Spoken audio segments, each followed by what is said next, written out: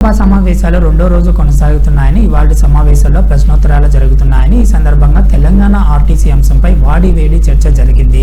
ప్రశ్నోత్తరాల సమయంలో మాజీ మంత్రి బీఆర్ఎస్ ఎమ్మెల్యే ఆర్టీసీ అంశాన్ని ప్రస్తావించగా రవాణా శాఖ మంత్రి పొన్నం ప్రభాకర్ ఆయనపై సమాధానాలతో ఎదురుదాడికి దిగారు. సంస్థలో ఖాళీగా ఉన్న పోస్టులు, ప్రభుత్వంలో ఆర్టీసీ విలీనం, పీఆర్ఎస్సీ బకాయిల గురించి గులాబీ నేత ప్రశ్నించారు.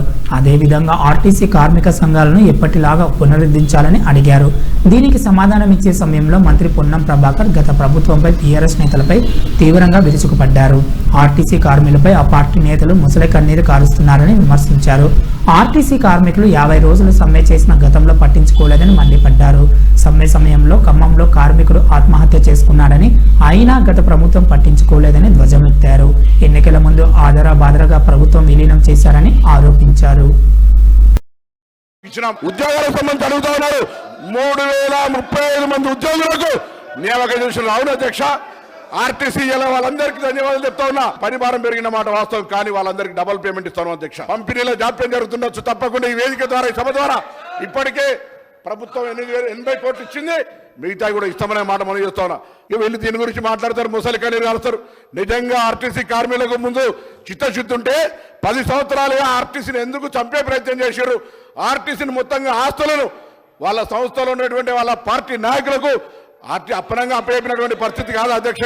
నేను అడిగిన క్వశ్చన్లకు ఒక్కదానికి సమాధానం చెప్పలే కానీ నేను క్వశ్చన్ చేస్తున్నా నాకు క్వశ్చన్ చేస్తుండు. మరి చెప్పమంటే చెప్తా సమాధానం. వేముల ప్రశాంత్ రెడ్డి గారు, ఒక నిమిషం సార్. వేముల ప్రశాంత్ రెడ్డి గారు మాట్లాడండి ప్లీజ్. మీరు అడిగిన ప్రతి ప్రశ్నకి గౌరవ ట్రాన్స్పోర్ట్ మినిస్టర్ గారు స్పష్టంగా కులంకుశంగా జవాబు చెప్పడం జరిగింది. మీరు రాలేదనుకుంటే వేరే ఫామ్ లో రమ్మనండి సార్ అధ్యక్ష. We will try to give it. This is a question hour అధ్యక్ష.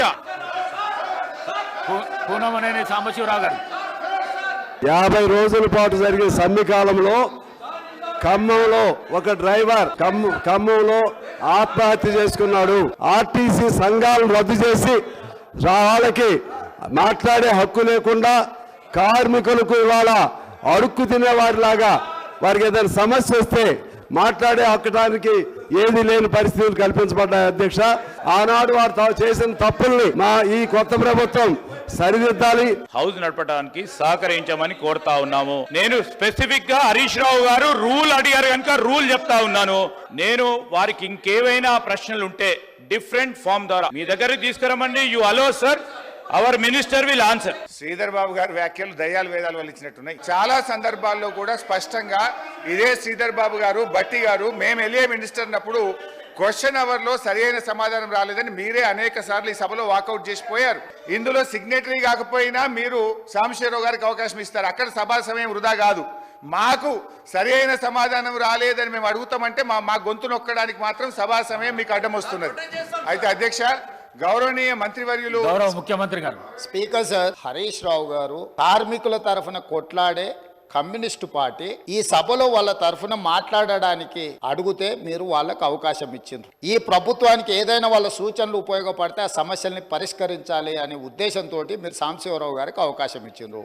మీరు ప్రశ్న అడగకపోయినా అతనికి ఎట్లా అవకాశం ఇస్తారని వారు మాట్లాడినారు కదా అధ్యక్ష. సభ ప్రశ్న అడిగిన వాళ్ళకే అవకాశం ఇవ్వాలి, మిగతా వాళ్ళకి అవకాశం ఇవ్వద్దని ఏ చట్టంలో లేదు. వారు అట్లా మాట్లాడడాన్ని భవిష్యత్తులోనైనా సవరించుకోవాలి. ఈ ప్రభుత్వం ఒక నిర్దిష్టమైన ప్రణాళికతోని కార్మికులను ఆదుకోవాలని, ఆ సంస్థను బ్రతికించాలని, ఈ రోజు ఆ సంస్థను ఆర్థికంగా బలోపేతం చేయాలి అని ఈ రోజు అహర్నిశలు కృషి చేస్తుంటే వారు పదే ఆనాటి ముఖ్యమంత్రికి ఈయన ఎట్లా తొలగించాలనో అర్థం కాక ఆ కార్మిక సంఘాన్ని రద్దు చేసిండు. వాళ్ళ అంతర్గత సమస్యలు వాళ్ళ ఇష్టం, వాళ్ళ కుటుంబ సమస్యలు వాళ్ళు ఏమైనా కొట్లాడుకొని, కానీ ఆ కార్మిక సంఘాలనే రద్దు చేసింది వాళ్ళ అధ్యక్ష.